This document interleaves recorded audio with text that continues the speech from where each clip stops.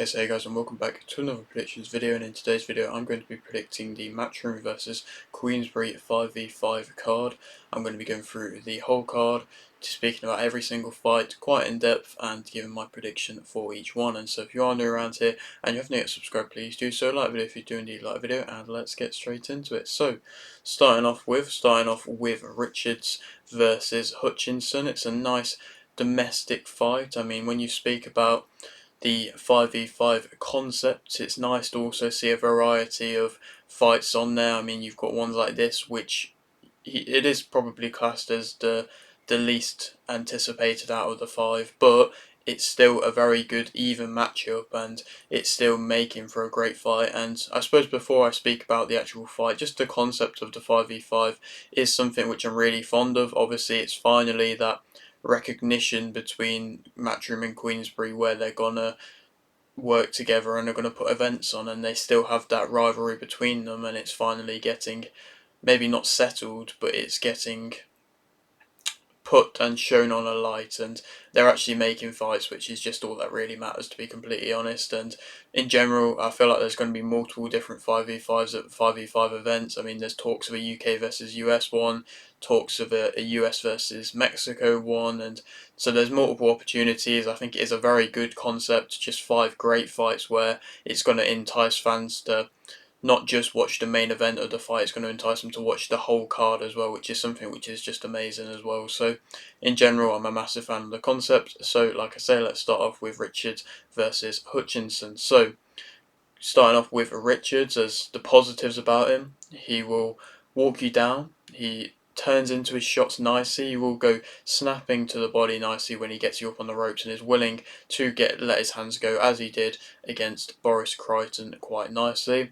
He has solid combinations, he can fight in close or at a mid-range. I mean, he fought in both ranges against Boris Crichton and in both ranges when he fought Boatsi as well, and so in general he has that variety about him.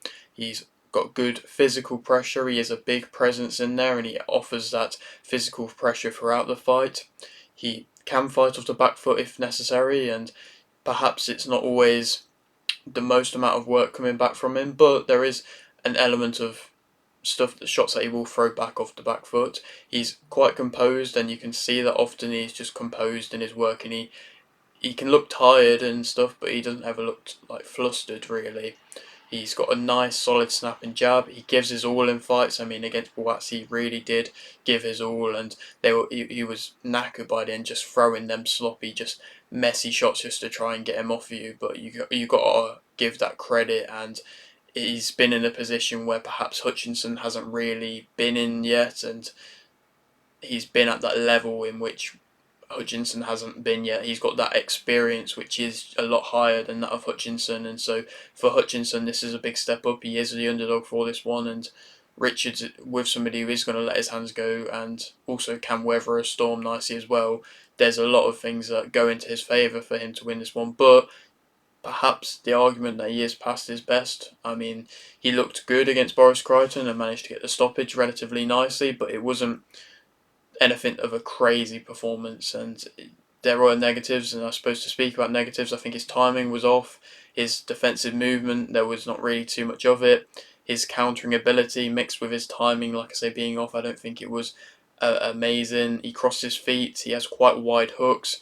I think he does slow down, and I mean he did against Boatsi, but that's credit to Boatsi for putting up a really good fight. I feel like he struggles against speed a bit as well, and can be outboxed. He can forget his jab a little bit at times and become a bit wild if he feels like he has you hurt.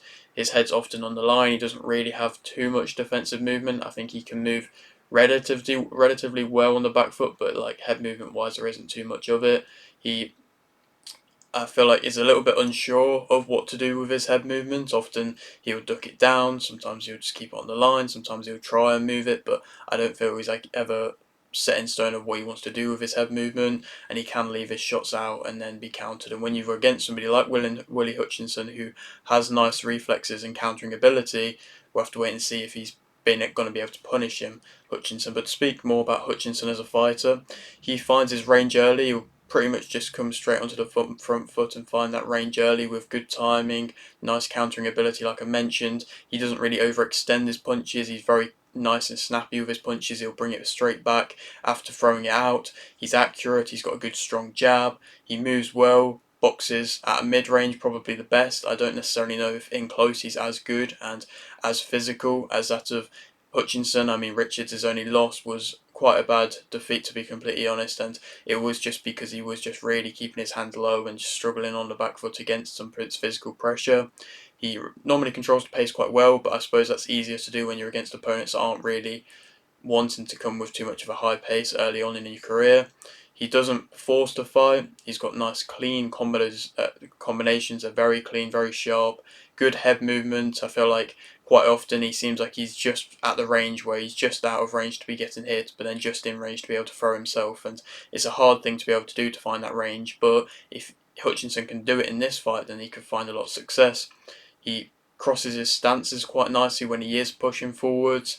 He can gain a rhythm nicely. He's got fast hands, good reflexes, and in general, I am a fan of him, and I think he is a talent, and it's nice to see him getting shown on this stage. Obviously, this is a big step up. This isn't a York Hall fight anymore. This is a big step up and a major time to really show his ability, and it'll be intriguing to see how he deals with pressure, I suppose, physical pressure of that of Richards, but also the pressure of now boxing on such a big stage.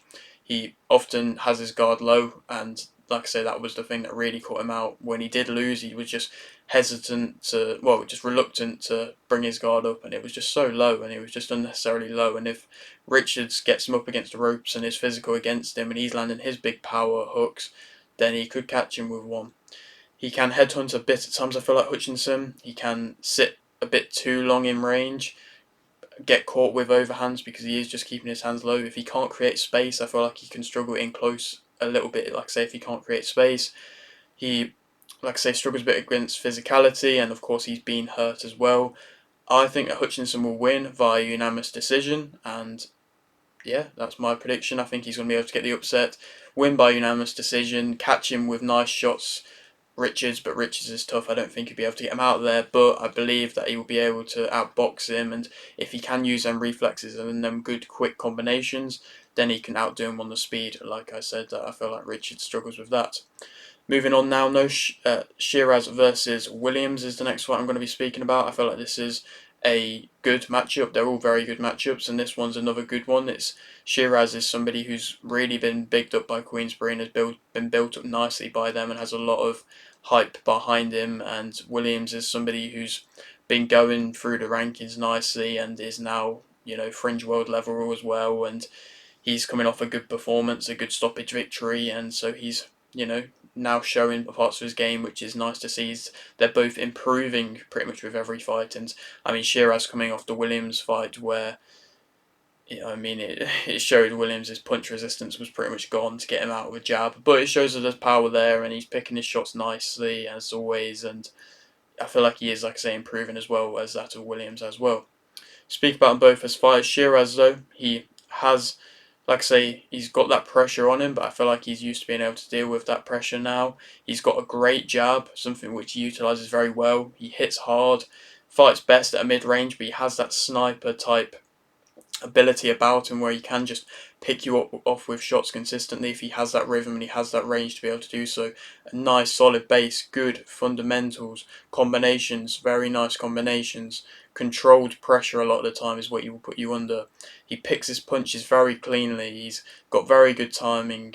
He steps into his punches nicely as well. He's controls the range very nicely and is hard to be able to get in close and tie him up, to be completely honest. Negatives about him, I would say changing of levels is something which I don't always necessarily see him do quite as much as perhaps what I'd like him.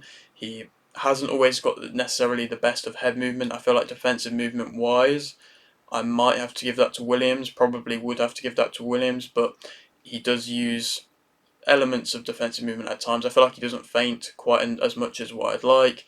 Cutting off the ring is something which you definitely have to do against Williams, but I'm just not necessarily sure how good he is at doing it. His head can be on the line, he can lean into his punches a bit, he doesn't really seem to have too much of a concern of what might be coming back, and I don't know if necessarily that could be a bad thing with Williams, who does have power in his punches as well and speed. He can smother in close, and of course this is a step up for him as well. It's a step up for Williams as well, so it's a step up for both, which makes it a good matchup. But like I say, it's going to be intriguing to see who can deal with that step up better.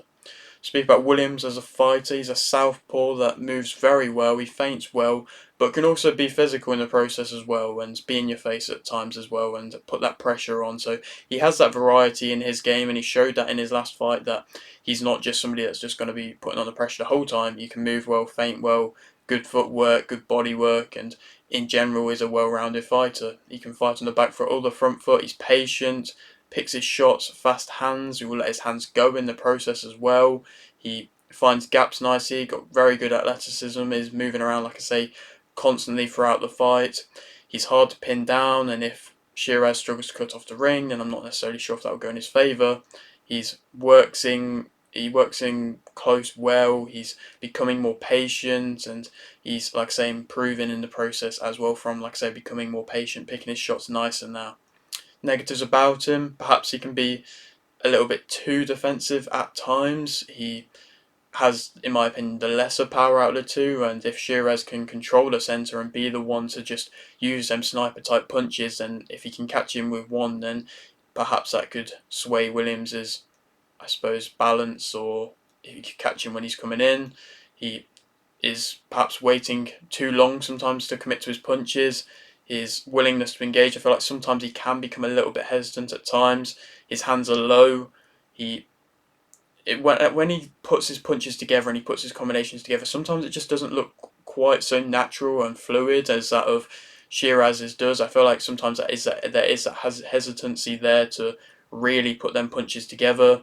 His timing sometimes is off a little bit, and I don't feel like he counters perhaps as well as what he could do, saying he is on the back foot quite a lot. He can forget his jab a little bit at times and can come a little bit predictable. I think that Shiraz will win via unanimous decision, but this fight could be a very close fight, and this one is probably one that I'm thinking maybe the most could sway either way. It's going to be a difficult one to call. I'm, like I say, going to go with Shiraz unanimous decision. I just feel like if he can catch him and perhaps gain that rhythm in which I feel like Williams might let him gain that space, I don't necessarily know if Williams is going to come straight onto the pressure front foot like he does sometimes. I don't know what version we're going to get of Williams, but I think Shiraz will be able to win in the end, like I say, with them sniper type punches. Moving on now to Ball versus Ford. Obviously, it's a very good matchup, this one as well. Ball coming off the draw versus Vargas, where a lot of people were thinking he did enough to win the fight, and it was a big step up for him, but he seemed to thrive really in that step up and really showed his physical work rate. And it was an interesting matchup in the process. The two guys who just have that such major height difference between them, but now he's got that opportunity to get another opportunity to get a world title where, you know, perhaps last time he was a little bit unfortunate to not do so. And then Ford, who's coming off a fight in which was just a mad fight, to be completely honest. He was losing on cards from what I believe, and just that last gasp effort to just really just push it, give it his all, and be able to get the stoppage in the end, right near the very end, was very impressive to see. And now he's got that belt, I'm sure he's going to be eager to not lose it anytime soon. But Ball is probably going to be more determined than ever because he feels like perhaps he was wrong done to not be able to have a belt in the first place. So it makes for a very good matchup, and it's another fight in which is going to be exciting to see. And I feel like this one has all the makings to be probably fight of the night, perhaps. To speak about them both as fighters, Ball, the major thing about him is just how explosive he is, and he has to be because of the height that he has, but he's just so explosive and so in your face and closes the distance so quickly. He finds his range very well, and works at the range that he needs to very well. He's physical, very physical in close, perhaps a little bit too physical at times, but he does make it difficult for you in close. He's got a high, tight guard, and so it is difficult to be able to catch him with clean shots even when he is coming in. He's got that aggression, overwhelming pressure, putting opponents on the back foot, pretty much just forcing them onto the back foot just because of that physicality. He's, like I say, got that eagerness to prove that he deserves to be a world champion now that, like I say, he's feel like he's been wrong done to. He fights at a high pace, and so Ford, who also fights at quite a high pace, is going to have to be used to that. He lets his hands go. He doesn't tie you up. He don't really let you tie up because he will just work when even if you do tie him up, he'll just work when he's on the inside as well. So he can make you reluctant to want to tie up or reluctant of unsure what to do with him, to be completely honest. His work rate is very good. He doesn't respect you.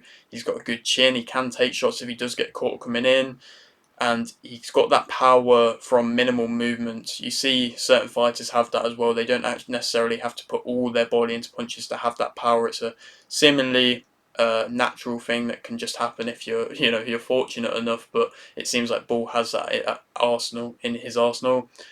Speak negatives about him. He can cross his feet. He can leave his body open. He seemed to get hurt with shots when Vargas was going to the body, and Ford goes to the body nicely. So there could be elements there that he perhaps might be hurt to the body. He can rush in his defensive movement. He doesn't necessarily have too much of that. He's very much just, like I say, a brawler type of fighter.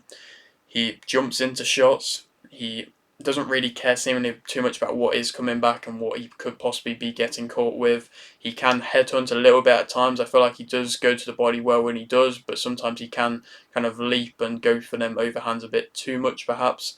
His accuracy isn't always amazing. Like I say, he can be a little bit too physical and perhaps a bit too rough at times, and it can frustrate opponents, and it seems to frustrate Vargas, but I don't necessarily know if Ford is somebody who might get frustrated about that. I just don't know if I necessarily see that in his nature.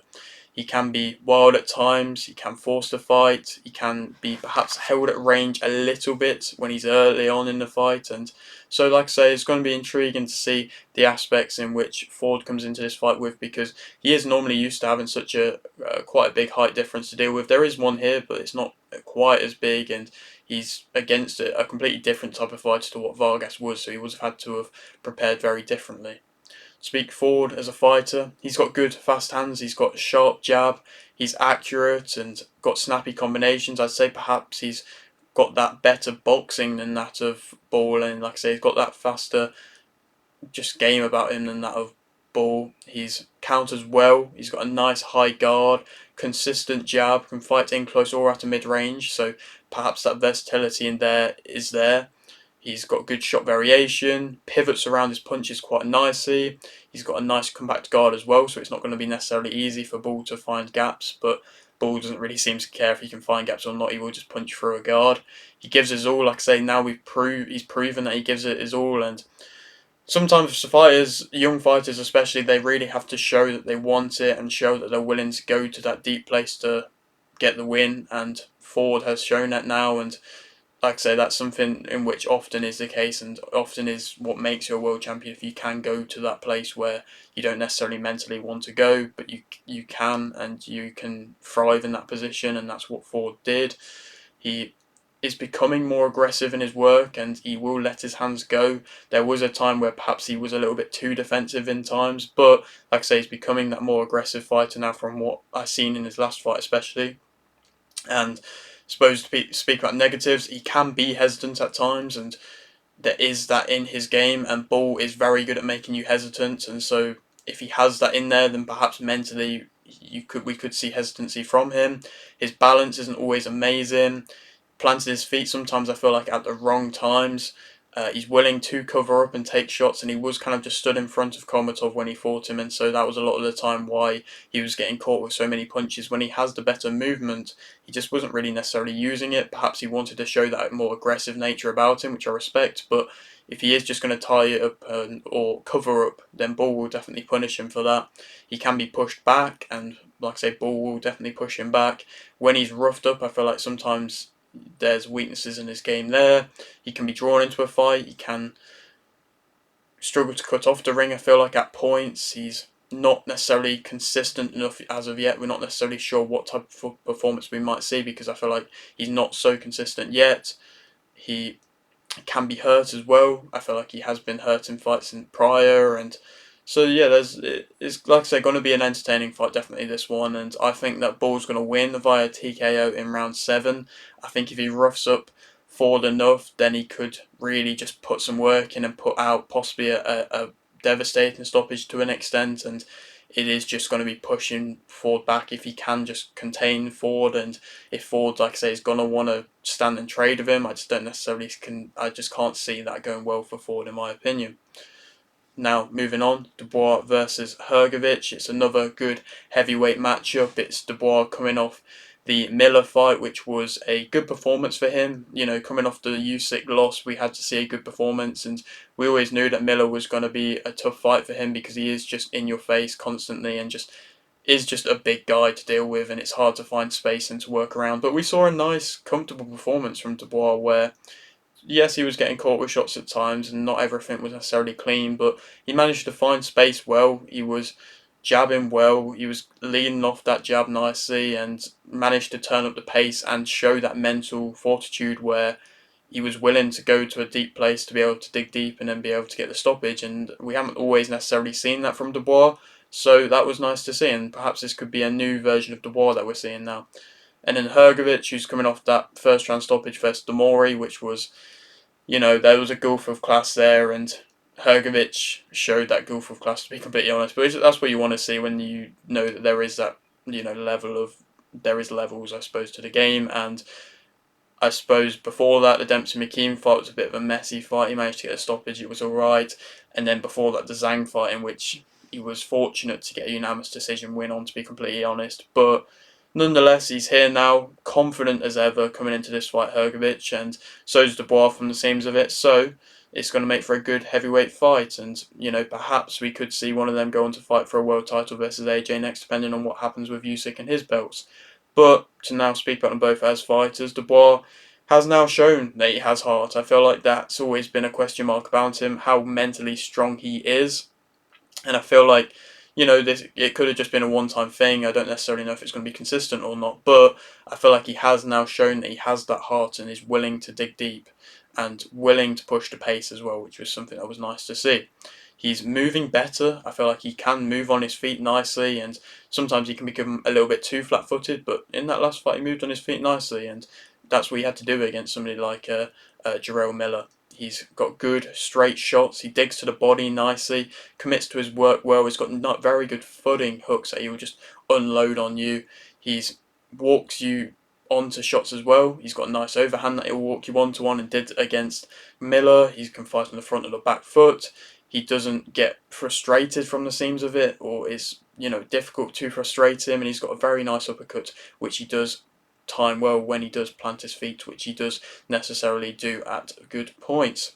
Speak negatives about him, he can be outboxed and can struggle with speed, and then can become a little bit, you know, you can see that class was there when Usyk fought him, and he just looked unsure about what to do, be completely honest, when Usyk gained that second wind in him into the later rounds of the fight, and then he managed to, you know, of course, stop him as well. So he has been hurt, Dubois, and Hrgović is somebody who can hurt him and has got very good boxing fundamentals, so it's going to be interesting to see how he deals with that.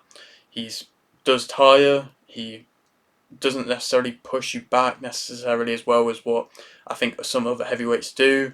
He's got a bit of a weak guard at times. I don't necessarily know where his confidence levels are at, and sometimes that needs a little bit more fueling to them. Sometimes he's there willing to be hit, and he can just duck his head down and be just willing to be hit and keep his head in positions where perhaps it shouldn't be a bit too long. To speak about Hrgović as a fighter, he wants to centre the ring a lot of the time. Of course, he is somebody who is long. He's got that good long controlling jab and utilises that well. And like I say, if he does have the centre of the ring, he has got them good boxing fundamentals. He is, you know, wanting to fight at a slower pace, but if he's allowed that time, which Demori definitely gave him that time, then you can see that he'll let off good, nice, straight shots. He's confident coming into this one, which is perhaps something in which maybe we've not seen quite so much from him as of recent. He changes levels nice, possibly better than that of Dubois. He can up the pace when necessary, but like I say, normally fights at quite a slow pace. He is composed a lot of the time. He fights in spurts, so it's difficult to counteract what kind of time he is going to go and actually start unloading his shots, because at times he can just look off and can slow down in rounds to then speed up later in rounds, or speed up in the next round, and so you don't necessarily know what version you're going to get, which adds to a bit of an unorthodox nature, but he just can look off at times. I mean, when I think back to that Zhang fight where there was just certain moments where he just completely switched off and just looked uninterested, and perhaps that's frustration, and if Dubois can tap into that, then there could be success there. His accuracy is good. I would say his accuracy is better than that Dubois. He holds his technique, I think, a bit better than that Dubois does, and he can weather a storm. I mean, of course, he did get dropped versus Zhang and did manage to weather the storm. Negatives about him: he's not as fast as what I'd say hand speed wise as Dubois. His chin can be on the line. He hasn't really got too much defensive movement, head movement wise. I would say Dubois is better. He's got a low guard. In close, I think he doesn't do a lot of his best work. I would say he's not overly physical either. He letting his hands go isn't, like I say, not always his forte. He can be drawn into a bit of a fight at times. He does tire. He's wanting a slower pace, like I say. He does stand quite tall, so he's a big target there to be hit, and his footwork isn't always amazing, and he can just walk into shots. He very much did just walk into the shot what Zhang caught him with early on in their fight, and I think that Dubois is going to win. I think he's going to win by a stoppage, TKO, round 11, if I'm giving it a round, and I think he's just going to be in his face, and if he can be in his face, I don't think he should be trying to outbox him and trying to move around off his jab too much. Perhaps early on you could try that, but I would like to see him just straight in his face a lot of the time, and even just make it dirty and tie him up and go, throw in some nice uppercuts, throw some footing hooks in close, and I just want to see if Hrgovic can deal with that. And Dubois has shown, like I say, that he has that heart and he has that ability to go into the later rounds well, and that's where I think, like I say, he's going to be able to get the stoppage. And now speaking about the final fight, the arguable, main event of the 5v5, I'm going to do a Bivol Zinad prediction probably coming out tomorrow. But speak about this one, Wilder versus Zhang. It's a nice fight. It's a fight in which it's going to be intriguing to see who wins, because to be completely honest, whoever loses, it's a difficult path to get back, and they're both aging, and so yeah, if either of them lose, then I don't really know necessarily what's next for them. So it's an intriguing one. They're both coming off losses. Wilder looked poor in that fight versus Parker. He looked unlike anything we've really seen from Wilder, and questions been asked if that level of aggression is still even there in him, and if he really wants it quite so much anymore since, the losses versus Fury as well. And Zhang, he dropped Parker twice, I believe, and then, still managed to lose because he just stopped throwing and just looked slow and lackadaisical at times, and so that's also another attribute. So I don't think necessarily it's going to be the fastest of fights, but it's going to be intriguing to see where their mentalities are both at coming off a loss. To speak about Wilder as a fighter, the vintage Wilder is that powerful, aggressive, pressure, physical fighter who's going to impose himself, scare his opponent, be explosive, hard to stop, and it's just such an entertaining fighter when he wants to be. And when you see that vintage Wilder, and he can even find awkward angles and throw off them awkward angles and just be unorthodox and, like I say, hard to control, hard to deal with, and very explosive, closing the distance, closing the range fast, and yeah, he's just so difficult to deal with when he's like that. And if we can see that aggressive nature, which I'm sure everybody's wanting to see, then it will just be amazing, and it will be difficult for Zhang to be able to deal with that. He does have solid feints as well, so like I say, it is difficult to counteract when he is just going to use that explosive nature. He can punch through your guard and sets off his jab nicely. A lot of the times, any of the times you've seen them big stoppages of his, they've all come off the jab nicely. He cuts off the ring well. Perhaps that's just because people are too scared to really be moving around too much when he does, close the distance so fast. But he can cut off the ring well, and that is that nature of Wilder that we're wanting. That is that version that we're wanting. But speak about negatives about him: he can be messy, can be wild, can rush in. This is when you have this normal Wilder. There's not really too much technique, perhaps, when we see that normal Wilder. But then there's things about him being past his peak, can be frustrated. It seemed like he was against Parker. He's been hurt, obviously, in fights. I mean, he got hurt against Fury multiple times, but he also got hurt against Parker in that last fight. Perhaps, like I say, losing that necessarily aggression, which we seem to need from Wilder, and trying to box and trying to, be some next boxer, and it's just not his style at all. His accuracy isn't always amazing. He was very hesitant in the last fight.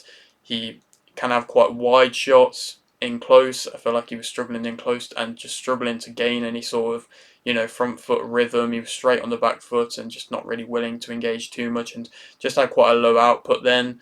Making the adjustments, letting his hands go, like I say, he didn't really do. His timing was off a lot. He had a weak guard, and his punch resistance, I don't necessarily know how good that is. Like I say, he's been hurt now in multiple fights, so I don't necessarily know how good his actual punch resistance is now. But to speak about Zhang as a fighter, he's powerful, he's accurate, he walks you down. I would say his accuracy is better than that of Wilder. Perhaps maybe not as powerful, but doesn't take much for him to be able to land clean shots, especially early on, and be able to hurt you. He seems to be able to find his range and hurt every opponent early on that he gets in with. So Wilder might have to deal with that and weather that storm. He's got a nice tight guard. Of course, he's a southpaw, so that's going to add another element for Wilder to have to deal with.